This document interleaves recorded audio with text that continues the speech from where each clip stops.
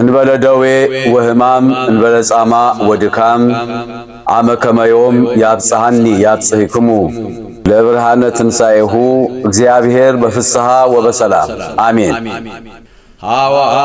ሐዋርያቲሁ ከበበ እግረ አርዳኢሁ ሐጸበ ኮኖሙ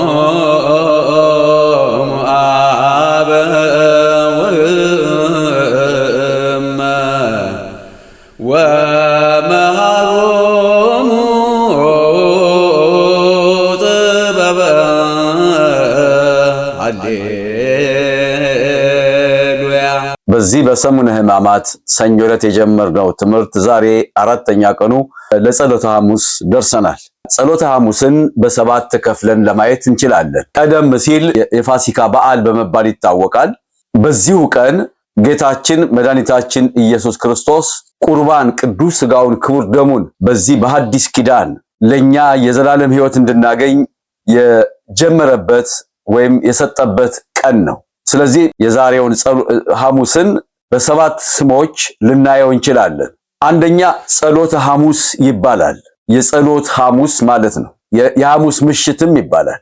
ለምን ይህ ስም ተሰየመለት ቢባል ከድርጊቱ ነው፣ ከሁኔታው ነው የምንወስደው። ምክንያቱም ጌታችን መድኃኒታችን ኢየሱስ ክርስቶስ ቅዱስ ሥጋውን ክቡር ደሙን የሰጠበት ቀን ዛሬ ነው። የሐዲስ ኪዳን መግቢያ ስለሆነች መሸጋገሪያ ስለሆነች ቀደም ሲሉ የነበሩ ሐሙሳት የፋሲካው በዓል ነበረ። አሁን ግን ጌታችን ኢየሱስ ክርስቶስ ራሱ በሐዲስ ኪዳን ቅዱስ ሥጋውና ክቡር ደሙን በመስጠት የዘላለምን ሕይወት እንድናገኝ የመጀመሪያውን ምዕራፍ የከፈተባት ቀን ነችና ጸሎተ ሐሙስ ተባለች። ለምን የጸሎት ተባለ ቢባል ረጅም ጸሎት ጸልየዋል። ህብስቱን ባርኮ ሰጣቸው፣ ጽዋውንም አመስግኖ ሰጣቸው ይላል። ይሄንን በጌታ ቅዳሴ ላይ ሙሉን ማየት ይቻላል። በሌላም በኩል በዮሐንስ ወንጌል 17 ላይ እንዲህ ይላል፣ ወደ ሰማይ ዓይኖቹን አነሳና እንዲህ አለ፣ አባት ሆይ ሰዓቱ ደርሷል። ልጅህ ያከብርህ ዘንድ በሥጋም ሁሉ ላይ ስልጣንን ሰጠኸው። እነሆ ልጆችህም የዘላለምን ሕይወት ያገኙት ዘንድ እኔም ደግሞ ለነሱ ሰጠኋቸው ይላል።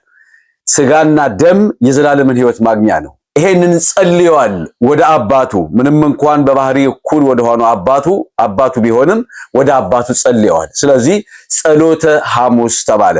ቅዱስ ሥጋውን ክቡር ደሙን ለማስለወጥ እኛ 2 ሰዓት 3 ሰዓት ሙሉ በምስጋና እንደምንቆየው ያህል ልክ ጸሎተ ሐሙስ ሥጋና ደሙን የሐዲስ ኪዳን መሸጋገሪያውን ለማግኘት እንድንችል ጸሎተ ሐሙስ ተባለ። ለዚህም ነው በቅዳሴ ላይ አንቃደ ሰማየ ሀበ አቡሁ፣ ወደ ሰማይ አንጋጠጠ ወይም ተመለከተ ብለን በቅዳሴ ውስጥ እናነሳለን። ጸሎት ነው። ስለዚህ ጸሎተ የዛሬዋ ቀን ሥጋዋ ደም የተዘጋጀባት ቀን ስለሆነች ጸሎተ ሐሙስ ትባላለች። በሁለተኛ ደረጃ ላይ የምናየው የትእዛዝ ሐሙስ ትባላለች። ወደ ፈተና እንዳትገቡ ትጉና ጸልዩ ብሎ ሐዋርያትን ያስጠነቀቀበት ወይም ያዘዘበት። እንዲህ ይላል ቅዱስ ቃሉ፣ መንፈስስ ተዘጋጅታለች፣ ሥጋ ግን ደካማ ነው። ይሄ ለደካማው ሥጋችን የሚያስፈልገው ጸሎት ነው። ወደ ፈተና የሚያስገባን ሥጋችን ነውና፣ ስለዚህ የትእዛዝ ሐሙስ በመባል ትታወቃለች። ሶስተኛው የነጻነት ሐሙስ ትባላለች። ዛሬ ነጻ የወጣንበት ቀን ነው። በመጽሐፍ ቅዱስ እንዲህ ይላል፣ አብ እንደወደደኝ እኔ ደግሞ ወደድኳችሁ፣ በፍቅሬም ኑሩ። እንዴት አድርጎ እንደወደደን ከባርነት ከሰይጣን አገዛዝ ነጻ አውጥቶ ወደድኳችሁ አለን። ነጻነት ነው ይሄ። ከነጻነትም በላይ ነጻነት ነው። ወደ ቁጥር 15 ዝቅ ስንል ዮሐንስ ወንጌል 15:15 ላይ ከእንግዲህ ወዲህ ባሮች አይደላችሁም። ነጻነት ማለት ይሄ ነው። አራተኛው ሕጽበተ እግር ይባላል። ይሄ ትህትና ነው። አንድ ሰው የወደደውን ሰው ከእጁ አልፎ እግርህን ልጠብ ካለ የትህትና ፍጻሜ ነው። በዮሐንስ ወንጌል 13 ላይ ሲጀምር በዚህ ዓለም ያሉትን ወገኖቹን እንደወደዳቸው ወገኖቹን ሁሉ እስከ መጨረሻ ወደዳቸው ይላል። ትህትና ነው። ዝቅ ብሎ መውደዱኛን። እራቱን ከበሉ በኋላ ግን ማበሻ ወስዶ ይላል ወገቡ ላይ ያገለደመ እንደ ተራ ሰራተኛ እግራቸው ስርም ዝቅ አለ ሊያጥባቸው። ተመልከቱት። ጌታ የተባለው አምላክ የዓለም መድኃኒት ኢየሱስ ክርስቶስ ምስጋና ለሱ ይሁን። እግራቸውን ማጠበ። በዚህ ምክንያት ሕጽበተ ሐሙስ ትባላለች። በአምስተኛ ደረጃ የምስጢር ሐሙስ ትባላለች። እውነት ነው። እኔ ከሰማይ የወረድኩ እንጀራ ነኝ አለ ዮሐንስ ወንጌል 6:36 ላይ። ከቶ እኔን የሚበላ አይራብም፣ እኔንም የሚጠጣ አይጠማም። ይሄ ምስጢር ነው። ምስጢራት ማለት በቤተ ክርስቲያን በሚታይ የማይታይ ጸጋን ማግኘት ማለት ነው። በሚታይ ውሃ ስንጠመቅ የማይታየው መንፈስ ቅዱስ ያድርብናል። የሚታየውን ወስዶ የማይታየውን መረከብ ማለት ነው።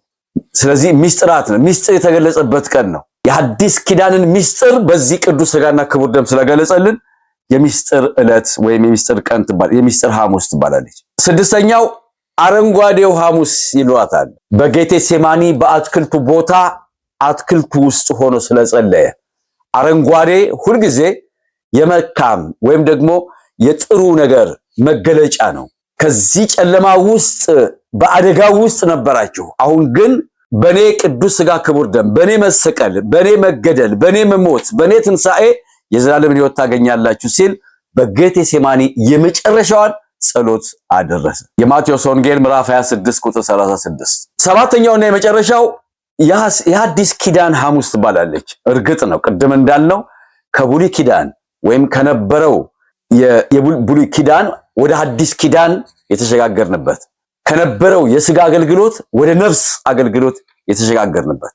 ምስጋና ይሁን ለአምላካችን ይሄን ስለሰጠ። ይሄንንም በደሙ አዲስ አደረገው። ጥልን በመስቀሉ ገድሎ የዘላለምን ሰላም ሰጠን ይላል። በምኑ? በደሙ ይህችን ዓለም ለወጠ። ተሐጺባ በደመ ክርስቶስ ብለን የምንዘምረው ከአራት ቀን በኋላ ለዚህ ነው። ወምድርኒ ትገብር ፋሲካ ተሐጺባ በደመ ክርስቶስ፣ ምድርም ደስታን ታድርግ በክርስቶስ ደም ታጥባለችና። አሁን በክርስቶስ ደም ያልታጠበ የለም፣ ሁሉ ታጥቧል። እኛ ከምንሰራው ኃጢአት በቀር ይሄ ሳይገባን ወይም ይሄን ሳንረዳ ቀርተን ከምንሰራው ኃጢአት በቀር ዓለም በደሙ ታጥባለች። ለዚህ ነው ንስሐ ገብታችሁ ሥጋው ደም ስትቀበሉ በደሙ ኃጢአታችሁ ይሰረያል፣ ኃጢአታችሁ ይታጠባል። የዮሐንስ መልእክት 1 ምዕራፍ 1 ቁጥር 7። ስለዚህ አዲስ ሕይወት በሲኦል ያሉትን በርብሮ ወደ ገነት ያስገባቸዋል። ስለዚህ አዲስ ኪዳን፣ አዲስ ሕይወት ከጨለማው ባርነት ወጥተን ወደ አባቱ ልጅ ፍቅር መንግስት አፈለሰን ይላል። በፊት የሚቀርበው በፋሲካው በዓል የበግ መስዋዕት ነበረ። አሁን በአዲስ ኪዳን ፋሲካ ግን የተባለው እነሆ ፋሲካችሁ ታርዷል የተባለልን እርሱ ኢየሱስ ክርስቶስ የድንግል ማርያም ልጅ የእግዚአብሔር ልጅ መስዋዕት ሆኖ ቀረበልን። አዲስ ኪዳን ይቺ ሐሙስ የሐዲስ ኪዳን ሐሙስ ትባላለች። እግዚአብሔር ስሙ የተመሰገነ ይሁን። እንደው በየዓመቱ የሚከበር ነው፣ ደስ ስለሚል ነው። ደስ እያላችሁ ፋሲካ እንድታሳልፉ የአምላክ ቅዱስ ፈቃዱ ይሆንልን።